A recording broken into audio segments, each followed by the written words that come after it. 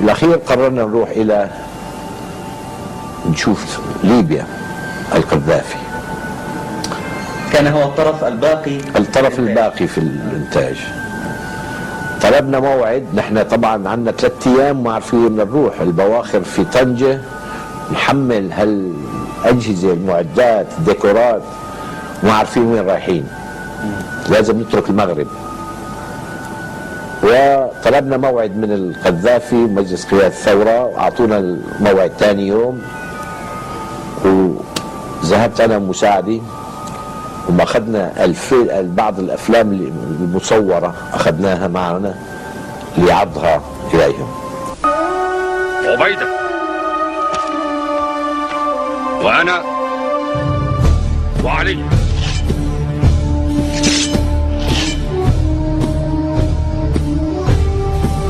يقول رسول الله والذي نفس محمد بيده لا يقاتلهم اليوم رجل فيقتل صابرا محتسبا مقبلا غير مدبر إلا أدخله الله الجنة.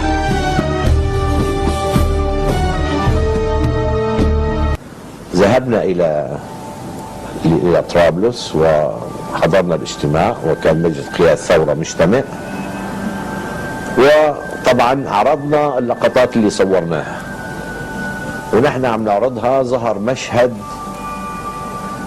في مكة، المسلمين عم يرجموهم المشركين وماسكين ايديهم الله اكبر الله اكبر عم بينادوا. ماذا فعل العقيد القذافي؟ العقيد القذافي هنا قال الله اكبر. انا عرفت انه هناك صار في ثقة بالفيلم.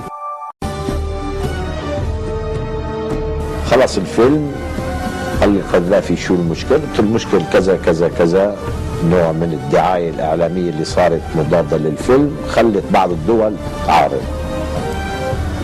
قال لي يجب هذا الفيلم أن يكمل. قلت له أنا هذا رأيي كمان. قال لي شو المشكلة عندك؟ قلت له عندي 3 مشاكل. أولا الميزانية الآن، وإن كان الميزانية موجودة كانت في مصرف في سويسرا، لكن بدنا نرجع نعيد بناء الديكورات بنقلنا إلى ليبيا، يلزمنا التمويل. طلب من عبد السلام جلود انه يعطينا ما يلزم. 3 كلمات يعني.